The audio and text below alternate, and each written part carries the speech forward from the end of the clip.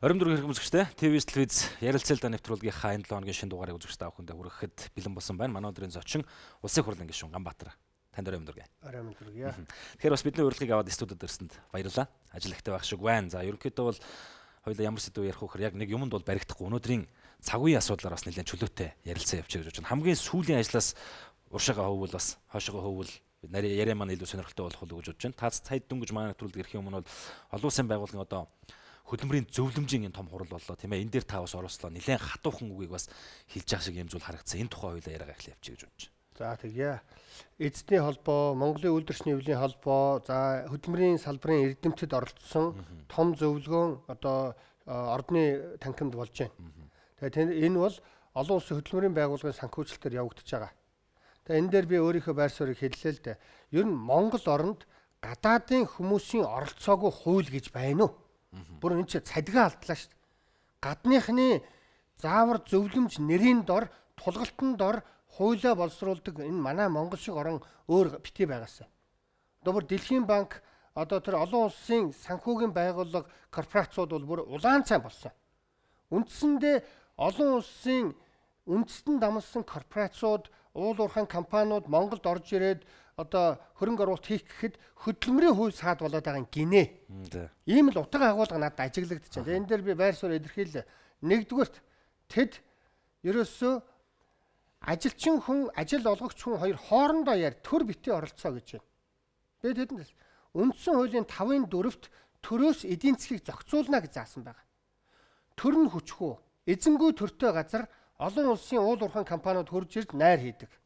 Энэ санаархлаараа энэ олон улсын байгууллагуудад мөнгө өгч Монгол руу төрхөрж лоббидж оруулж яах гэж би бодохыг хүсэхгүй байна. Дээр нэмээ тэд ярьж байгаа юм л да. Одоо хамтын гэрээ хэлцээр, салбарын хэлцээрүүдийг хүчгүүдүүлэх тухай заалтуудыг тэд санал болгож байна. Юу яриад байгаа юм бэ? Бүр тэр дотроо цагийг одоо бид чинь хөдөлмөрийн гэрээ хийхдээ бол жилээр байгуулах хэрэгтэй гэж зааж байгаа шүү дээ. Тэгсэн тэнд бол одоо зүгээр цагийн ажилчин. Цагийн ажилчин Монголд ингээл хуулиараа дэмжиж эхэлчихэл юм бол Монголын бүх ажилчдыг маргааш ажлаас хална. Тэгэх юм бол бүгдөөрөнгийн нэг бэйли авч байгаа юм шиг, нэг бэйлигээ сольж байгаа юм шиг л авч хайна. Тэгэл ерөөсөө айлын герт очиж нэг шалын угааж байгаа юм шиг л хүмүүсийг авах уу байх уу гэдэг тэр гэрээ эзний асуудал болно. Ерөөсөө жирийн ажилчин хүн гэдэг эзнийхээ өмнө дандаа дарангуйлуулах, хүчирхийлүүлэх магадaltaй байдаг. Энэ магадлаас нь хамгаалах гэж төр өөрөө байдаг. Тэрийгэ төр хэрэгжүүлдэг механизм нь хөдөлмөрийн хууль. Тэрнээс хөдөлмөрийн хууль ажил олгогч эзэнд зориулсан хууль бас биш. 100% биш. 80-90% нь жирийн ажилчин хүнийг хамгаалахын тулд байдаг. Ажилчин хүнээ тэр эзэн шагнах гэж байгаа бол төр оролцдог. Ажлаас халах гэж байгаа бол энэ хүний амжиргаагүй болох гэж байна уу? Чи сануулсан юм уу? Чи хөдөлмөрийн гэрээндээ тусгасан юм уу? Хамтын гэрээндээ эн чинь байгаа юм уу? Чи нэг дахиад нь сануулга өгчхөл дээ. Наад хүндээ боломж өг гэж төрөөс зохицуулт хийдэг. Энэ зохицуултыг байхгүй болгоно гэдэг бол аюултай байдал үүснэ. Би тэгээ сая үгэндээ хэллээ л дээ. 1906 оны Англид рентизм гэж ярьж байгаа. Түрээсийн эдийн засаг ноёлж байсан. Одоо нэг хамжлах газрын түрээс, байрны түрээс. Манайд бол лангууны эзэдүүд ноёлж байгаа шүү дээ. Манайх бол түрээсийн эдийн засаг шүү дээ. Бүгдөө байрны түрээс, лангууны түрээс, үйлдвэрийн байр түрээс, компани ажиллаж байгаач түрээс. Эцсийн дүндээ 90-ад оны үед Дэлхийн банкны заавраар хувьчил хийгээд хідэн хоцсон улс төрч луурчин гэр бүлүүд бүх өмч хувьчлалыг 70 жил энэ ард түмэн бүтээсэн ямыг зах зээлийн үнээс хэдэн 1000 дахин доогуур үнээр авсан. Энийг Дэлхийн банк заасан. Тэгээд тэд одоо түрээсэлж амьдарч байгаа. Мөнгө хүлтэй эдийн засаг. Түрээс мөнгө хүлтэй эдийн засаг л Монголд ноёлж байгаа. Өнөөдөр 60 сая төгрөгийн зээл аваад нэг өрөө байр авах гэж оролдоход 180 сая төгрөг дараад нь тэр банкнд тушаадаг. 2 өрөө байр авъя гэвэл 4 өрөө байрны мөнгийг юу ч тоосго өрөөгүй ээжж банк авдаг. Энэ мөнгө хүлтэй эдийн засаг.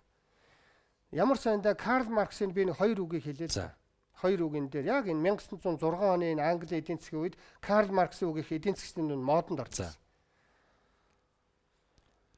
Property owner гэж юм л да. Одоо түрээсийн эзэн. Мөнгө хүлэгч хоёр бол вампир юм а гэж хэлсэн. Тэр нь юу гэсэн үг вэ гэвэл ерөөсөө л юу ч хөдлөхгүй, хөдөлмөрлөхгүй ээж амьд хүний хөдөлмөр хийж байгаа хүний цусыг сорж амьдарч байгаа хүнийг вампир гинэ гэж. Карл Марксийн үгийг хэлж шүү дээ. Ганбаатар ингэж хэлвэл одоо маргааш нь бас л популист, шоу яаж дормжлох вэ? Энэ банкны эзэдүүд, энэ уул уурхай эзэдүүд дандаа тэгээ дараа нь гадныхан бүгднгийнх нь ард гадныхан байдаг. Тэгээд энэний эсрэг бол заавал төрөөс зохицуулт хийх ёстой гэж Карл Маркс хэлж байсан.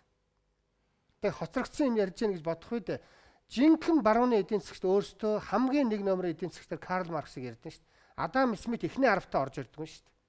Манайд Адам Смит модонд ороод идэв. Тэгээд хоёр дахь Карл Марксийн хэлсэн гоё үг байт юм л да. Тэгээд Маркс социализм гэж чиний байгуулах гэдэг юм чи юу юм бэ гэж асуухад маш гоё хэлсэн. Жирийн ажилчин хүнд зориулсан капитализмыг социализм гэж хэлнэ гэж. Уг нь бол энэ манай энэ их сургуулийн хэдэн эдийн засгийн багш нарт бол гөөмө хэрэг болох зүйл үг ярьсан да. Би өөрөө зүүн төвийн эдийн засгч л да. Зүүн төвийг барьдаг хүн. Би үйлдвэрчний хүн. Жирийн хүмүүсийг төлөөлдөг хүн гэсэн үг. Би яг бизнесмэнүүдийг одоо үндэстэн дамсан корпорациудыг би төлөөлдөг. Тэдний эсрэг гэх юм уу? Эсрэгч биш л дээ. Тэднээс жирийн хүмүүст ашигтай байгийг шаарддаг хүн л дээ. Тэгээд за би тийм байна. Тэгэхээр таасаа ярьлаа л да. Ингээд бүх юм бол гадныхан болоод байна тий. Ерөөсөө л одоо гадныхнаар заалгадаг, гадныхныг хуулдаг. Энэ бол одоо манайд одоо сүүлийн 10 20 жил маш одоо ийм хүчтэй орж ирж байгаа нэг алдаа бол энэ юм шиг байна. Ер нь зөв захын нэг гутлан дээр аваад үзэл. Зүгээр одоо баруунхны өмсдөг гутал Монгол хүний одоо хэв маяг тохирдоггүй бүр Монгол руу оруулж ирэх бас Монгол хүний тэр хөлийг судалж тааруулж оруулж ирдэг. Гэвч манайх тэр нутагшуулах юм байхгүй хураагаар нь хуулдаг. Тэгсэн хэрнээ за өнөөдрийн дарга сайтар алдаа хийхээрээ барууныхан ямар соёлтойгоор хариуцлага хүлээдэг. Тийм энэ юусоо хуулдаггүй те. Дандаа нэг болохгүй юм бол энэ дээр бүр бэндрээ их гоё юм байгаа шүү дээ. Би хоёр юм зүйл хэлмээр байна. Нэгдүгээрт яг таны хэлсэн дээр үүдээд Марксийнхаа үгийг л дахиад би зүгээр үргэлжлүүлээд хэлээ. Саяны санаан дээр чинь толгуурлаж. Социализм бол ажилчин хүн зориулсан капитализм гэж хэлсэн. Манай тэгвэл өнөөдөр тийм ээ улс төр эдийн засгийн бүлэглэл гэр бүлүүдэд зориулсан капитализмыг бид бий болгож байгаа. Энийний эсрэг бий явдаг. Өнөөдөр нь олон улсын байгууллагууд лобби хийж үндэстэн дамсан корпорациудад зориулсан капитализмыг Монголд хийх гэж оролдож байгаа. Би ерөөсөн үндэстэн дамсан корпорациудын эсрэг биш. Би энэ одоо олон гэр бүлүүдийн бас эсрэг биш. Ганцхан Монголын жирийн үндэсний үйлдвэрлэгч нарт ямар ашигтай юм бэ? Жирийн ажилчин хүмүүст ямар ашигтай юм бэ гэдгийг асуудаг. Ямар ч ашиггүйгээр байвал бид тэрийг ямар утгаараа бид дэмжих гээд байгаа юм. Өнөөдөр оюу толгой Рио Тинто Монголд ашигтай гэж орж ирнэ гэсэн юу болов? Ямар ч ашиггүй байна гэж гаслаа л. Эний чинь өмнө нь ярьж ирсэн. Гэрээн дээр яг Монгол хүний ашиг нь хаана байгаа юм? Манай үндэсний үйлдвэрлэгч компаниудын ашиг хаа байгаа юм? Гэдгийг би асуух хэрэгтэй. Оюу толгой орж ирснээрээ энэ одоо төмөрлөгийн үйлдвэр, энэ цагдгаан станцууд, ТЭЦ-үүдэд байгаа, ГОК-д байгаа олон мэрэгчлэтнүүдийг ховсорж авсан. Наадуулаа ховсорохгүйгээр чи өөрөө яг ажилчин хүмүүсийг бэлдээ чи тэр хөдөлмөрийн тэр гэрээ програм чи хаа байна гэж асуужсэн. Чи жирийн ажил хийж байгаа Монгол үйлдвэрүүдийн болсон хүчний хогсатхын оронд чи өөрөө Монгол хүмүүсийг бэлдэх ёстой. Тэнд мөнгө зарцуул. Монгол хүнд хөрөнгө оруулалт хий. Гэдгийг оюу толгой шаардлагыг засгийн газар хийх ёстой. Нөгөө төрөөс зохицуулт гэдэг чинь энийг хэлж байгаа. Тэгэхгүй өнөөдөр ГОК-ыг, ТЭЦ-үүдийг, төмөрлөгийн үйлдвэрийг ажиллаж байгаа жоохон инженер техникийн компаниудыг бүгдийг илгээр нь гэвтүүлж байгаа чинь нөгөө Dutch disease гэдэг чинь нөхгүй. Тэгээд таны саяны хэлсэн санаан дээр хэлэхэд байна шүү дээ. Яагаад ингэж гадныхныг ингэж зулгуудаад ингэж тойроод яваад байгаа вэ гэвэл оюу толгойн гэрээг эд хэлэлцэж байхад бүр гадны энэ том элчин сайдууд Японы, Английн, Францын, Америкийн элчин сайдуудаар толгойлуулаад 5 элчин сайд дебарго гэж байгаа. Одоо игдүүцэл гэдэг юм уу дарамтыг манай гадаад явдлын яамд өгчээс. Тэр нь надад ирж байгаа. Яагаад эсэргүүцээд байгаа юм бэ? Наад сайн гэрээг хурдан байгуул та гэж. Гэхдээ эд чинь одоо тэгвэл Рио Тинтогийн одоо төлөөний офисууд биш байгаа да. Энэ олон Дэлхийн банк, Валютын сан, Азийн хөгжлийн банк гэдэг энэ олон гадаадын IFC гэдэг энэ байгууллагууд бүгдөө монголчуудад зөвлөгөө өгөөл наад гэрээ чинь чухлаа. Битгий тэнхтэй дэлдэ наадхаа хийлдэгээл муу баяр цогтын маань толгойг нь эргэтл угааж ирсэн. Оюутлага ашигтай болсон. Өнөөдөр байгаа 3 төгрөг тутмын нэг нь оюутлагын мөнгө юм аа гэд мөн саяхан миний нэвтрүүлгээр оролцсон нэг гишүүн хэлсэн дээ. Тэгээд одоо тэгсэн Монголд байна шүү дээ тийм ээ. 130 сая доллараар татвараар авъя гэд татварын байцаагч нөгөөд бол нь зүгээр дарамтлсан юм уу яасан дарга нартай маань арай 10 дараагаар нь яриаггүй энэ татварын дарганаар энэ сангийн яамны зарим дарганараас ингэ болоод 30 сая болгоод нөгөөдхийн шүүхт өгөхгүйгээ явж шээ. Тэгээд оюут толгой бидний эрх ашигыг зөрчөөд ингээд доромжлоод ингээд ямар ч ашиггүй гэрээ бид тэгээд хүү төлж байгаа шүү дээ оюут толгой. Тэгж байгаа.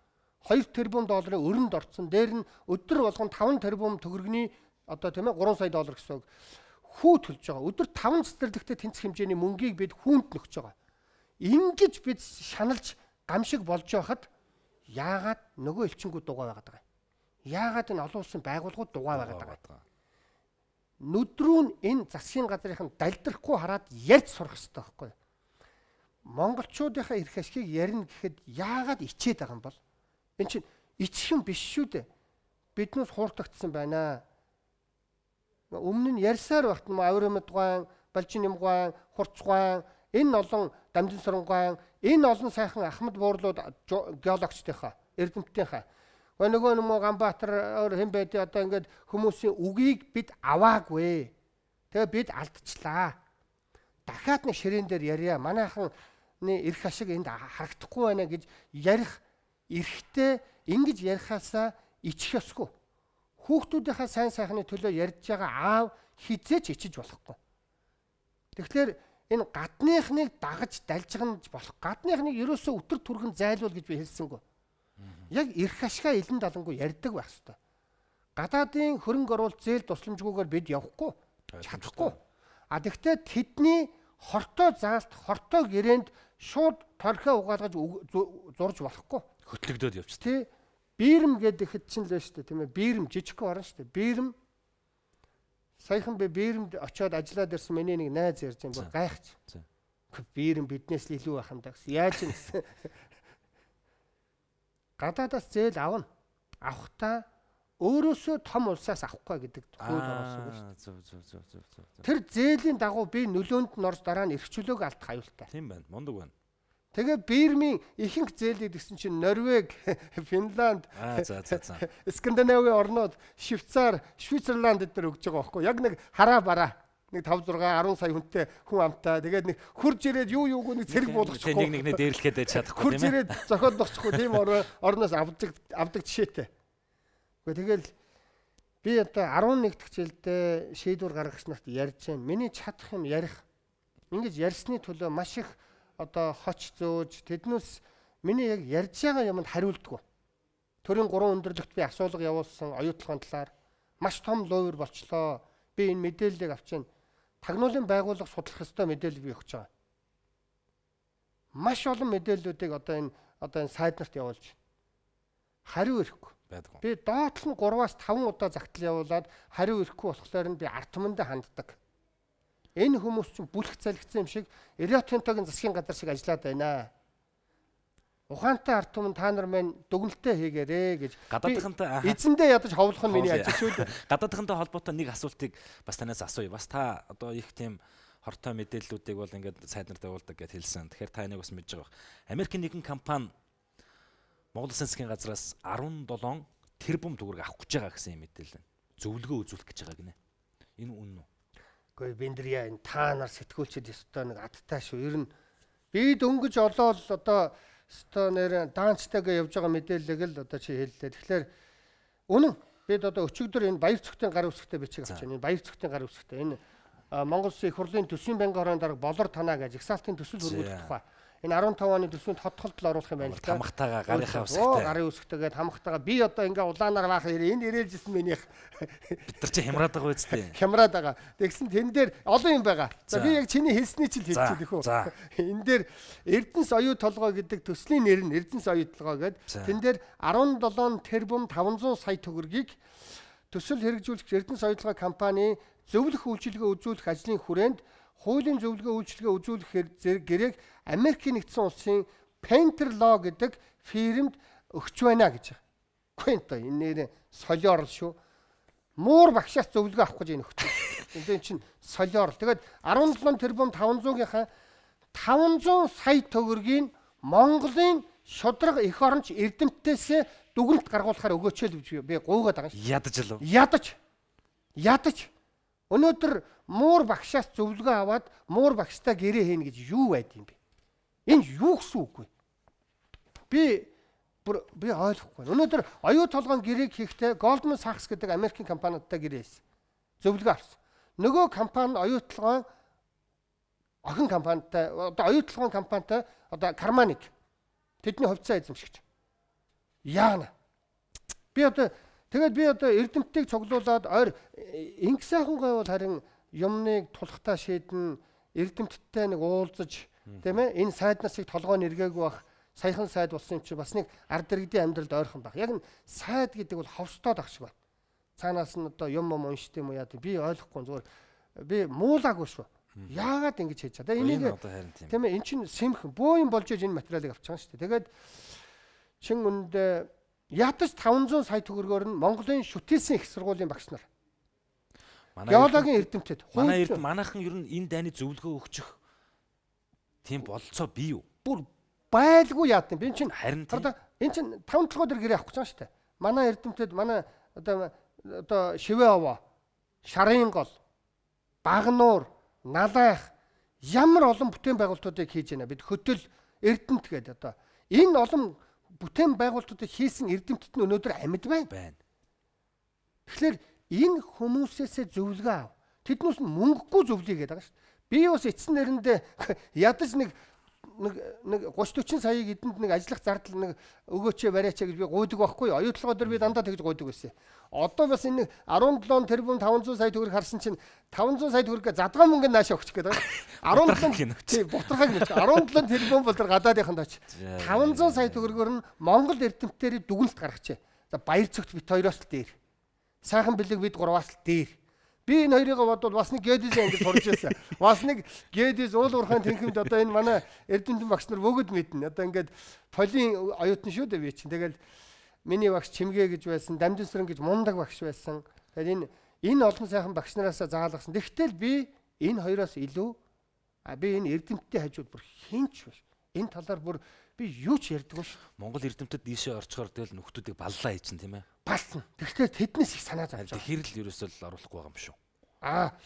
Хөрхөдөө баяр цог сайхан бэлэг хоёрт маань бас нэг Монгол эх орон байна, Монгол авгаа, Монгол эхнэр, Монгол одоо юу гэдэг хөөхд жоохот байна, үр удам байна.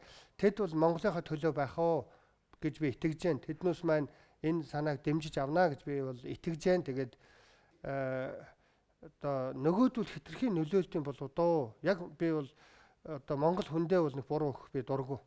Тэдэндээ харин ойлгуулж хэлэх нь миний ажил шүү дээ. Тэр ховсдож байгаа юмыг л нэг жоохон зас залруулмаар л байгаа юм байна. Байх үгүйсэхгүй. Энэ би 11 жил давхиж штэ энэ ч одоо 11 жил бас их хугацаа шүү. 2004 оноос л пижгэнсэн. Тэгээд одоо 5 онд өлсгөлэн зарлж байсан, жагсаал хийж байсан. Гөөмч олон жил муу сайнаа дуудууллаа. Их олон жил ингээд нөгөөдөл чинь Ганбаатарын хэлсэн энэ асуултанд бид ингэж хариулт өгөөд байхад шоуда зургатаар гараад байна гэж хэлдэггүй байхгүй юу?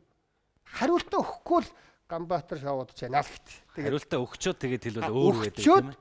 Миний өгсөн асуултанд одоо ерөөсөө би бичгээр дандаа явуулдээ. Тэгээд надад ерөөсөө бичгээр хариул. Хариултгүй асуултыг л та тавьдаг юм билгүү дээ. Тий, ер нь бол баруунд штэ. Энэ том мега төсөл оюутлогоо 5 толгоос том мега төслүүд явдаг. Тэр ардчилсан хөгжсөн орнуудад явагддаг. Энэ төслүүд ямар ч хэрүүл маргаангүй явдсан биш.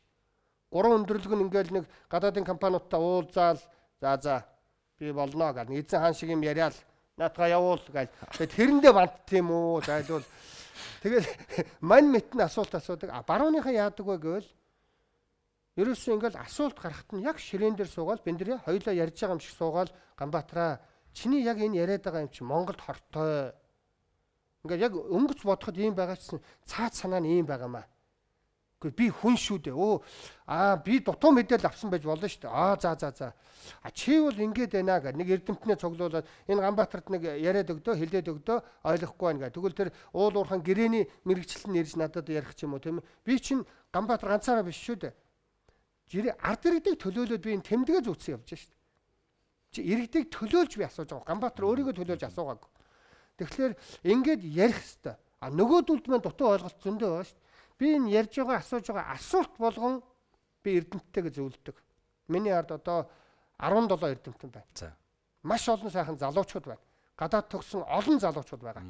Энэ залуучуудаа би бас үнэхээр бахархаж байна. Энэ хүмүүсийн буйнаар би одоо энэ асуудлыг яг тэднүүсээ хариулж чадхааргүй хэмжээнд би тавьдаг. Шоудаг гэдэг дээр цааш нь бас үргэлжлүүлээд ярих гэж бодлоо л да. Ер нь яг үдэ одоо таны нөгөө талын хүмүүс болохоор ингээд яриад эхлэхээр за ерөөсөө хариултаа өгч чадахгүй тийм ээ. Тэгэхээр за энэ ган баярыг ерөөсөө олон нийтэд шоудаг гэдээ ойлгуулчих гэдэг мессежийг цацдаг юм шиг байна.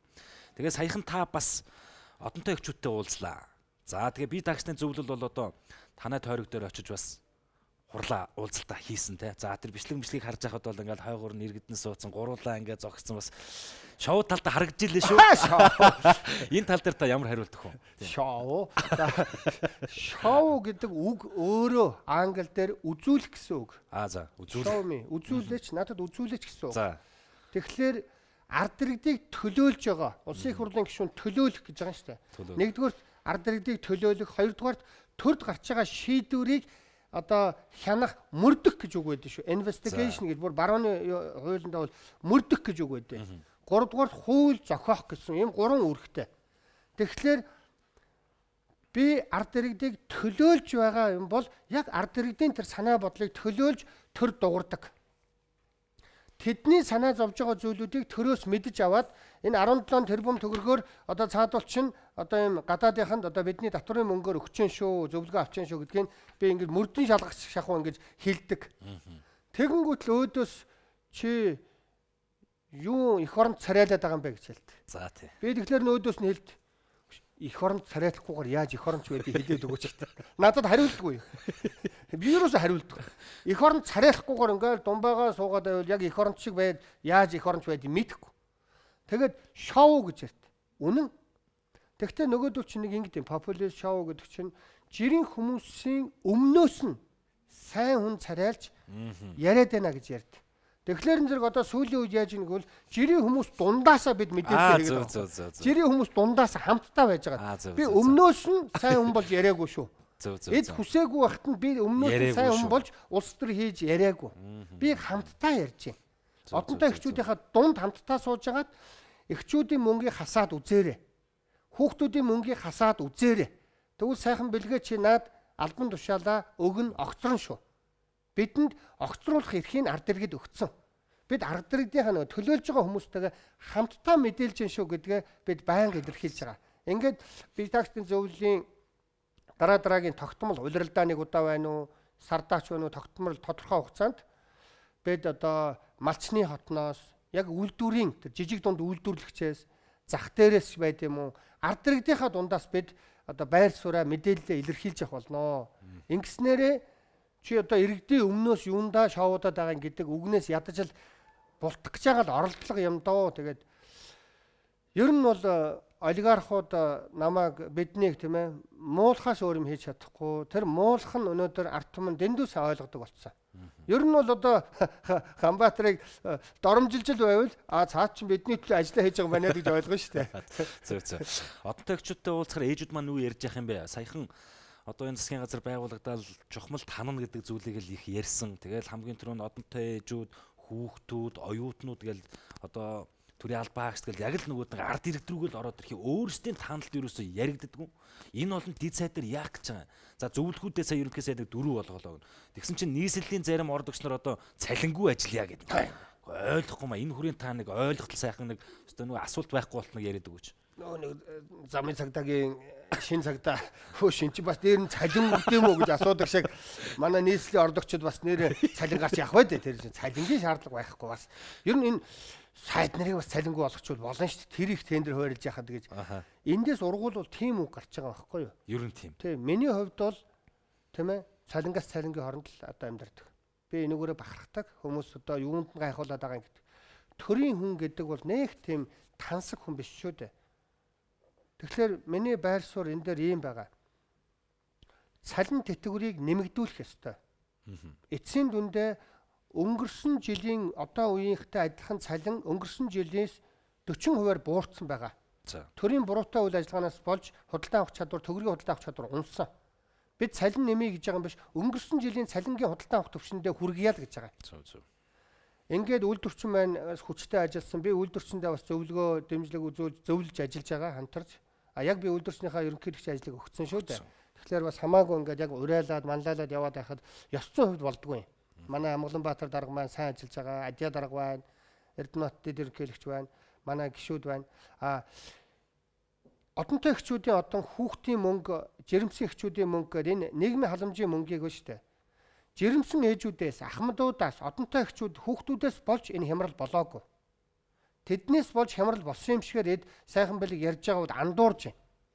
Тэгээд нэгд өдөр Бейдагтын зөвлөлөөс сайхан байлгийг огцруулах талаар бид мэдгдлээ хийсэн. Энийг одоо өөрчлөхгүй. Энэний дараа ардын намынхан, ардчилсан намынхан одоо мэдгдлүүд хийсэн. Арай зөөлрөөд. Зөөлрсөн. Ингэж хатуу бид мэдгдэл хийхгүй бол эд чинь бол тэгэл ард түмний сэтгэл зүг бэлдэж байгаа л орилуулж байгаа л тавиад тавих гэдэг байгаа байхгүй.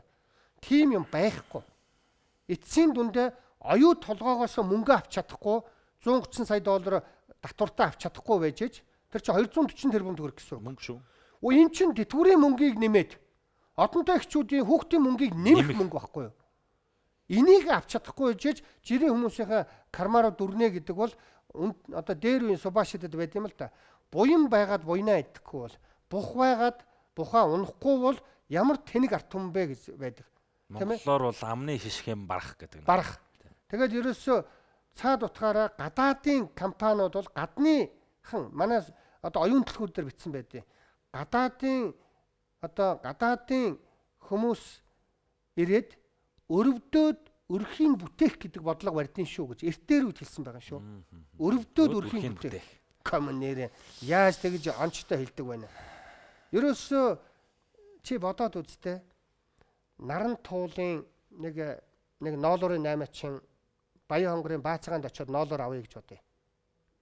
Тэгээ Баацгаанаас ноолуур авах гээд очихдоо тэр Баацгааны малчтад хайртай болоод бүр дисэж чадахгүй санаад эндээс очиж байгаа улсууд биш шүү дээ.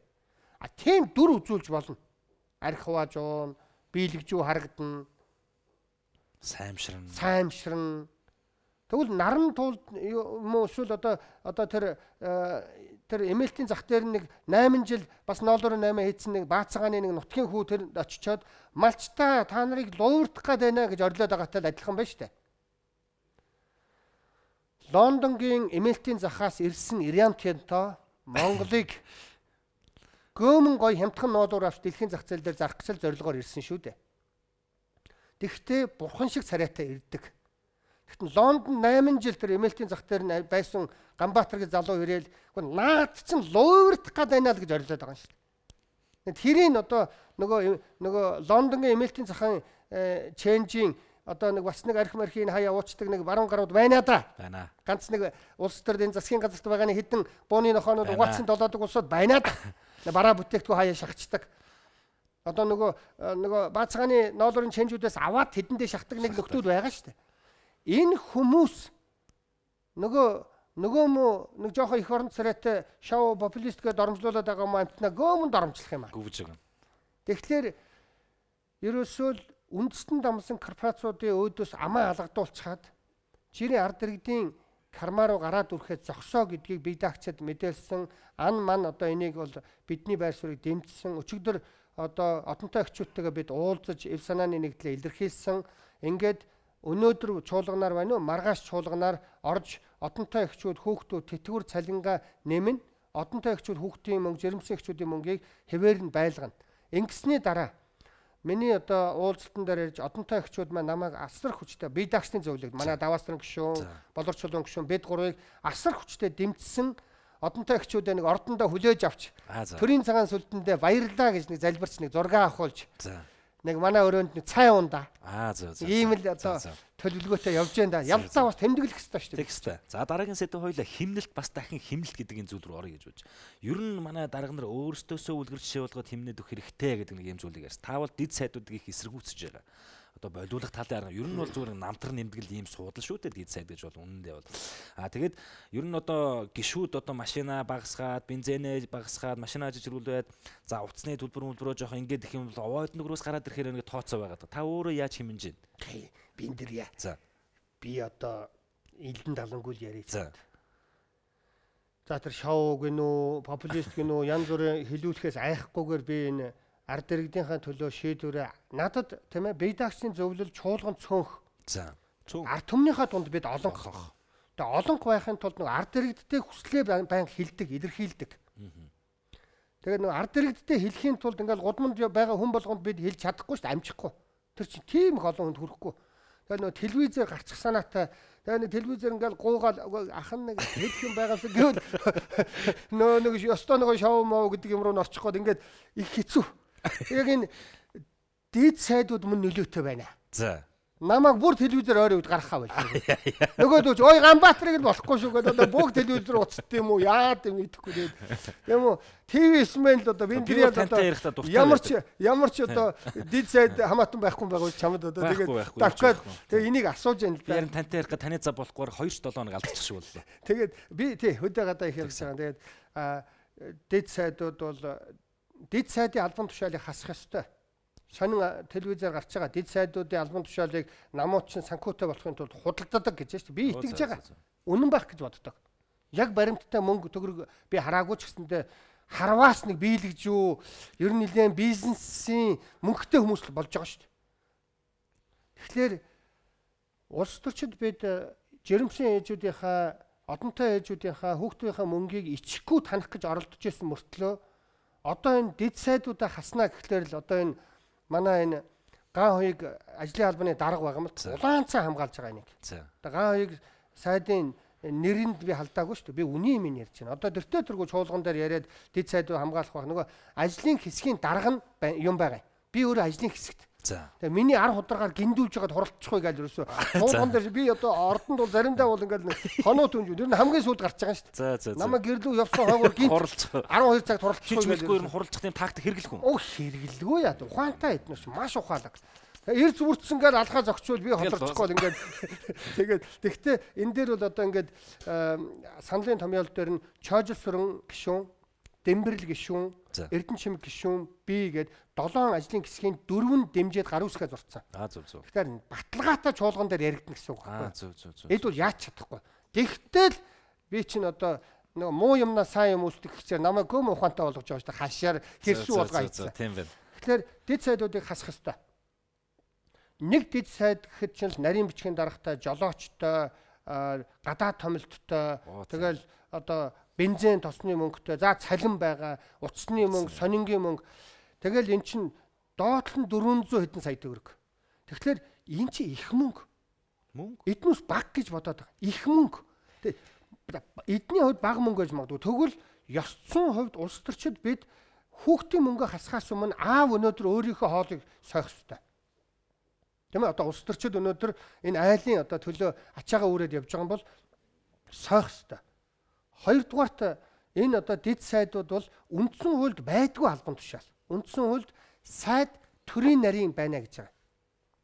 Ерөөсөө энэ үндсэн хуульд байдгүй дид сайд гэдэг албан тушаалыг өөрсдөө зохиосон юм байгаа. Нөгөө албан тушаал зарж амьдрдаг намууд чинь манан ичиж өгч дээ шүү дээ. Чи одоо ичмээр юм болж байна. Зул одоо бүххийнхээ өмнө бадмалдаг гэдэг шиг одоо гөөмөн гэрэл орж энэ эднээс мөн даварч байна цаад. Тэгэхээр гоё цаад бол чинь дэнд чинь. Тэгээд дид сайдыг байхгүй болох хэрэгтэй. Бид ард түмнийхээ өмнө уучлаарай гэдгээ илэрхийлж байгаа хэлбэр. Хүүхдийн мөнгө, одонтой эхчүүдийн мөнгө рүү дайрах гэж тэнэгцсэний минь биднийг Ганбаатарыг оруулаад хэлж штеп. Намайг уучлаарай. Би энэ муу дид сайдудаа ч гэсэн авч хаяа. Таныг намайг өршөө гэж одоо төрийн түвшээд нь илэрхийлэх ёстой юм байна. Хоёрдугаарт нь энэ 3 өндөрлөгөөс бусд нь одоо машина бойл. Харин бойл. Манай хараа машин яагаад ундаг байсан бэ гэвэл социализмын үед машин гэдэг юм байхгүй үед ард түмэн даяараа алхдаг байх үед хувийн машин гэд байхгүй үед үнэхээр одоо тэр ачаал ихтэй ажил ихтэй тэр үеийн сайд нар агентлагийн дарга нар машинтай байсан байж болно. Чи нэгдлийн дарга машинтай ажил явна шүү дээ. Яаж морь тэмээгээр явах вэ зайлвал. Тэр чи арга байхгүй. Одоо баг толгойтой хүн болгон машинтай. Тийм байна. За сайд нараас энэ зөвлөхүүдээс агентлагийн дарга нараас машингүй хүн байгааг бол үзээд үгүй гэсэн ч байхгүй. Буцаагаад үзээд үгүй иддэг хамгийн үнэтэй машин гэлээ. Хамгийн супер машинууд байгаа. Тэгэхээр энэ хүмүүс машингүй бай. Би үйлдвэрчэнд байхдаа ч машингүй болохдаг байсан. Над үйлдвэрчнээс машин байдаг байсан. Яг яарсан үедээ л унана. Бусд үед унах. Унахгүй байсан. Одоо би их хурлын гишүүн болоод би 3 жил үргэлж алхаж байна. Гэхдээ мууцсан юм ажил амжаал байгаа үгүй бүр харин сайхан. Гээл алхаж явхад бодол орж ирдэ шүү дээ. За нөгөө Биндриягийн цаг нь гоцорчлоо. За яана гэж нааша алхаад явж байхад надад үгүй нэр ярих юмнууд маань ингээд бодогдоол ингээд ухаан санаа цэгцэрдэг. Тийм ээ, янз бүрийн гадаадынхны ховсонд орохгүй байх магадaltaй гэж би итгээд байгаа юм л да. Зөв. Тэгэхээр бол энэ алах яг нь утаатай алхаа одоо агаараар өөрөө амьсгал. Нялх хүүхдүүд алхаад явж байна. Нялх хүүхдүүд бүр хамгийн хортой утааг нь амьсгалдаг гэж байна шүү дээ. Нялх хүүхдүүдийг дандаа тэрвэрж алхах хэрэгтэй. Айгу аюултай. Тэгээ би бүр энэ утааны тал дээр гамшигын байдалд орцсон байна. Гамшиг гэдгээ зарлаад ард түмэн өнөөдөр эрүүл аюулгүй орчинд ард түмнийг амьдруулах гэдэг үүрэгтэй юм бол төрөөс өнөөдөр маск тараагач. Масктай явъя ичихгүй бол одоо. Би энийг хүртэл санал болгодё. Тэгэл дэд сайдуудыг алга болгооч, дэд сайдын албан тушаалыг алга болгооч. Төрийн 3 өндөрлөгөөс бусад нь машингүй байгаа ч л гэж зүгээр. За манан ч ер нь бяртаа байна да. Цаад бол ч ер нь. Тэгээ би манангийнханд хэлдэг. Ардын намынхан бол 6 сайдын төлөө ахмадуудаа сонгогчдоо гишүүдээ золиослол 6 сайд аваад хөлсөн чихраал одоо л нэг ард түмнийхээ төлөө зүтгэе даа гэж байна. Ардчлсан нам нь бол бүр дууссан. 5 фракцтай хуваагдаа тэнд өөрийгөө ардчлал гэж ойлгоцсон хэдэн хүмүүс чинь зүгээр зодолдож шít. Би ерөөсөө хүм болсон. Дарга нарын тансгал дээр би нэг юм ярих гэсэн юм. Одоо ингээл нэг дарга болол гараад ирэхээр үн тасарцсан сайхан өрөөнд суулгаал, тансаг сайхан машин унуулаад ингээд ахаар цаанаасаа нэг хүний тэр шунлын сэтгэл нь хөдлөө явчихсан юм шиг байна. Яаж иймийг би өөрийн хувийн болох уу те? Яаж энэ суудлаас буухгүй би энэ дээрээ ийм хэрэглэн дээр байгаад байх уу гэдэг энэ бодол богшраад идэв юм шиг. Сайхан манай дарга нь өнөөхөн машин унах хэрэгтэй бол пүрүүс унахад яагаад болдоггүй юм? Сая ад үзээд татврын нэмэх гээдсэн пүрүүс. Тий, яг хөө зур явгаа алах хэвээр. Яарж байгаа бол такси явна. Такси бэр. Болно. Яарж байгаа бол автобусандаа суу. Эсвэл ингээд зодчих гээд алчих гээд идэг юм бол гудмаар явах нь. За нөгөө тендер мендер хамаагүй буруу зуруу өгцөн гээд айгаад идэм болоо да зайлвал арайс тийм байхгүй бах уу. Зур тийм бол цагдаагийн хамгаалалт авчихлаа энэ чинь татвараад болчихсон шүү дээ энэ чинь. Тэгэхээр би одоо боддөө Лондонгийн мэр бол үргэлж метрогоор явдаг. Бельгийн ерөнхий сайд бол дугуугаар явдаг. Тэгэд тэдэнтэй барьцаж байгаа юм биш. Одоо Монгол улсын хамгийн ард түмэндээ хайрлагддаг, хүндлэгддэг, итгэлийн даадаг одоо их хурлын гишүүн гэл одоо янз бүрийн судалгаагаар гарч ирэхдээ дахнаар би ч бас жоохон омоотож өнгөрнө, баярлна. Хүмүүсийн ер нь бол хүмүүсийн урмаар явж байгаа юм шүү дээ. Дандаа нулимолоод ах хэцүү. Одоо энэ 11 жил явхад эхний 3-аас 4 жил бол бараг л хар дарсан зүуч шиг байлаа шүү дээ. Яана энэ яах гэж би ийм юм руу орсон юм болоо. За одоо ямар ч байсан үр дүнгийг гаргачаад одоо тэгээ ер нь одоо тэгээ болондоо гэсэн маягийн боддог байлаа. Тэгээ нэг 5 дахь, 6 дахь, 7 дахь жилдээ бол хүмүүс нэггүй энэ муу амтан бас нэг үний яваад байна уу гэсэн маягийн бодно. 7, 8, 9 дахь сүүлийн 4 жилээс эхлээл хүмүүс ингээд хүндлээл гамбаа мөнийхөө алуулчваа. Чи нэг жоохон санаатай байгаараа наад идэж юу. За чи архиваа нөхөр минь архинт юм хийдэж шүүгээ. Чи хүний хайр юм байгаа шүү дээ. Ийм юм мэдгэтгэхлээр л та нар миний хамгаалалт. Битгий санаа зов. Монголын ард түмэн иргэд маань миний хамгаалалт гэдэг ингээд за одоо омойт жоохон биш шүү. Нөгөө миний нэг ах хэлсэн ядын чи төмний хайр байхад хомойт омойтож явбал омойн тэнгэрийн ведийг одоо чиний яриан дээр ч би ч хамаагүй халах юм да. Тэгээд ер нь бол улс төрчид ард түмнээс айхгүйгээр амьдрах хэрэгтэй. Өнөөдөр шин шударгаараа амьдарж байгаа гэдэг бол олон залуучуудад би хандаж хэлье. Шудраг байгаагаар би хохироод байна шүү дээ. Шудраг биш байгаа хүмүүс миний хажууд сайхан амьдраад байна шүү дээ. Гэж яг бол андуур л минийхөө. Яг эхний нэг одоо тэр яг энэ төмний төлөө зүтгээд би эрс шинжил хөдөлгөөн өлсгөлэн зарлаад оюутлогоо гэдээ явж явах үед бол нээрэнгээс үнэн. 1 сар, 1 цаг, 1 жил, 3 жилийн дотор тэд хожоод байгаа юм шиг байж болно. Авгаата булган дээр авч өгөөл тансаг 250 бэл ингээд том том машин унаал, ланд унаал ингээд давхаал гоё байж болно. Хүүхдээ Америкт явуулаад гоё байж болно. Урт хугацаанд амьдралынхаа урт хугацаанд нэг доотлон 4 жил дэвч ядаж. Хамаагүй насан туршдаа чи зөв амьдр. Амьдралынхаа төгсгөл чи айгу ад жаргалтай ч байж болно. Энэ хугацааг би хэлж мэдэхгүй. Зүгээр нийгмийн төлөө зүтгэж байгаа миний хувьд бол нэг эхний 3 жил дэвчээл тэрнээс хойш бол үннээр явбал хүр тэргээр туулаа гэвч нэг ямар үнэн үг юм бэ л гэж байгаа шүү дээ. Би Аранга аймгийн Чулууц сумаас Үхэр тэргээрээ Улаанбаатар руу гарлаа. За. Туулаа надтай зэрэгцээл парк хэл гарлаа. За. Яач эрүүл ухаанаар утсан би тэр туулаа гүйцэхгүй шүү дээ. Үхэр тэргээр гон монголчууд мөн худлаа ярьж гэж бодмоор доо. 3 сарын дараа би Үхэр тэргээрээ Улаанбаатарт орж ирж яхад За. туулаа хаана газар асар хурдтай давхиж байна гэдгийг л монголчууд хэлээд байгаа юм шүү дээ. Алсын зоригтой төмний төлөөгөөд үнэхээр бодож байгаа бол яг тэрэндээ чиглэсэн зорилгоор яваал байвал үнээр бол Үхэр тэргээр туулааг үзсэн. Тэгэхгүй тэгэл өнөөдрийн Land Cruiser, өнөөдрийн нэг тендер, өнөөдрийн нэг албан тушаал гэж бодоод яваад байвал та туул ашигла явна да. Баавга хөөж яваа ан чин туулааны мөр хараа зогсдгоо мал гэдэг шиг. Тийм ээ? Сайхан Монгол орондоо сайхан амьдрал бий болгоо л да. Ганбаатар гишүүн, Батсандан гишүүн гэсэн байхаа, Уян гишүүн, Баттулга гишүүн. Намда ямар нэр өгсөн? Намда одоо чи биндэрья чи энэ нам байгуулах гэж байгаа юм биш үү? Хамаагүй халааж яаш үү. Нам байгуулах гэж байгаа л гэж. Яг вэ халах гэдэг нь заавал арх уснаас болохгүй шүү дээ. Нөгөө сэтгэлээ онгоож байгаа гэсэн үг. Би одоо өнөөдөр үг болгоно бодохгүй ярьж байгаа гэсэн үг байхгүй. Миний зүрх сэтгэлээрээ би ярьж байна. Чамд ямар ч цензуургүй ярьж байна л гэсэн санаа. Тийм мэдээлэл сонин одоо ялангуяа интернетээр их явж байгаа шиг байна лээ. Тийм байна. Битүү байна. Батулга гишүүн, Уянга гишүүн, Батсандан магна бидний хорд ийм яриа юу ч болоогүй. Огтоос. Ямар ч яриа болоогүй. Зүгээр харин над дээр бол одоо банк санхүүгийн хамгийн шилдэг залуу ажилтан одоо бүр ёстой салбарын лидерүүд залуучууд ирж уулзж байгаа. За. Хүчний байгууллагын армийн одоо зарим хүчний байгууллагын маш хүчтэй офицерууд ирж уулзж байгаа. За. Зарим нь тагнуулах байна лээ. Тэгээд яг гэж. Тэгээд Монгол банкнаас бас зарим залуучууд байгаа. Гадаадд төгсөгчтэй холбоо гэдэг одоо Америкт, Австралид, Германд, Англиас нь 2 залуу байгаа. Ингээд уулзж байгаа. За ингээд олон би бүгдийг нэрлээд яг зөвөр нэг 90 залуучууд ирээд одоо бид клуб маягаар ажилладаг, уулздаг. Тэр залуучууд маань Монгол орноо аварья. За. Харсаар байтал Монголоо бид ингээд 50 туумааргүй. Тэд өөрсдөө бүгдөө гадаад дотоод төгссөн яг салбартаа бол бид хинээс гуйхгүй амьдрахаар болцсон улсууд. Бид мэдлэгээрээ чадвараараа хаанч хологдохгүй. Харин бид одоо өнөөдөр ард иргэдтэй, үр хүүхдтэй сайхан Монгол үлдээхийн төлөө тусалмаар байна. Энэ шийдвэрт оролцмоор байна. Мананг дагаад явах юм бол манан дундуур ингэж дамжиж мутант болж ингэж өөрчлөгдөж гарч чадахгүй тэртээ тэр. Манангийн лидерүүд ализэний өөрийн хүүхдүүдэд бэлдээд эхэлсэн. Бүр сүүлдээ үе улам дамждаг хаант ширээ шиг юм болсон.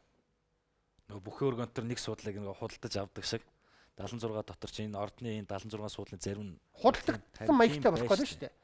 Тэгээд миний хувьд бол тэр залуучуудад хэлсэн. Тэр залуучууд маань зарим нэг нь яг санаа бодол нь эцэслэж нэгтгэдэг байгаа. Бид ямар ч байсан Монголоо аварья одоо хөдөлмөр хөгжил гэдэг тийм ээ. Яаж Монгол хүмүүсээ үйлдвэртэй ажлын байртай болгохын төлөө анх цуглаж ирсэн. Жил гараа явж байгаа ийм клуб. Тэгээ энэ клубийн залуучууд маань зарим нь бид ер нь нам байгуулъя, та бидэнд туслаач ээ. Бид энэ Монголын төрд энэ муухай улсуудыг өөрчилж ард иргэдтэй ядаж дараагийн сонголт болгож өгье. Бид энэ төрийг аварч чадна гэдэг сонголт болгоё. Та бидэнд тусалж ингэж бидэнтэй хамтарч ажиллаач гэж. Тэгээд би нэг дарга цэрэг нь биш ээ. 11 жил төмний ингээд төлөө яваад төмөн намайг ойлгоод бас ингээд итгэдэг болцсон. Намайг одоо тэр нийтлэлчт нь байна уу? Янз бүрийн PR-чт нь доромжлоод одоо дийлхээс өнгөрсөн. Одоо дараагийн асар том гүтгэлгийн аян явах гээд одоо бэлтгэж байгаа. Дотор нь миний шавнар байгаа бас. Тэр бэлдэж байгаа улсуудын дотор нь. Би бүгдийг мэддэг. Тэгэд ийм үгсэнд дархлаатай болцсон гэх юм уу? Одоо нөгөө хүмүүст гөвөлсөөр байгаад энэ мөн амтч бас нэг жоохон сэтгэл бий шүү гэж бодох. Эн чинь маш том боломж. Энэ боломжоо тэр залуучуудад би гიშгүүр болгож, гүүр болгож төрийн төлөө зүтгэх боломжоор би өгнөө. Би та нарын хатад зүтгэнэ гэдгээ. Яг магадгүй энэ маань зарим нэг залуучууд нь сайн хүн болоод хүн амтнд яриад ингээд тарсан байхыг үгүйсэхгүй. Магадгүй ард түмэн хүсэж байгаа юм биш үү? Одоо нэг энэ хоёр наамд одоо бүр итгэхээ болцсон одоо шинэ хүн хүсээд ингээд хүлээгээд тэгээд та хэд маань энийг асуухаар жоох ингээд чочиж хүлээж байгаа. Яагаад чочод байгаа? Зүгээр байгуулчих болдгоо юм уу? Байгуулаач ээ. Тийм. За энийг бол яг би өөрөө бол намайг дээрээс эзэж байгуулдаг. За. Намайг бол яг доороос нь ард иргэд нь бүр яг тэр нэг хөдөлгөөн өрнжээж болдог. За.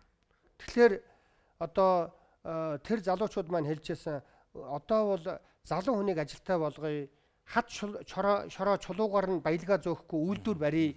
Яаж эдийн засгийн бодлогоо дээшлүүлэх вэ гэдэг хувилбараа ард түмэндээ гаргаж хэлээд тэрийг дэмжигчдийн тийм хөдөлгөөн өрнүүлээд тэд маань хүсвэл ард иргэд хүсвэл бид одоо намын тухай ярьж болох юм аа.